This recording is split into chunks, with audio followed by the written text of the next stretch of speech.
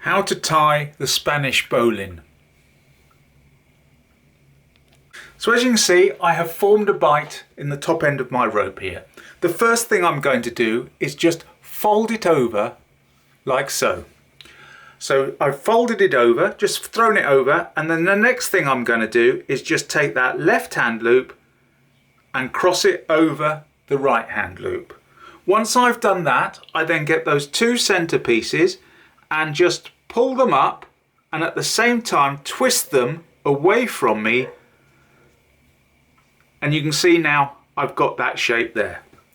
Now that I've got that shape there, you will see that directly underneath there's one lead and there's another lead. I'm just going to dive in there, put my fingers in there and grab that one, pull my fingers in there and grab that one, and then gently pull, and you can see now I have created one in number Spanish bowline.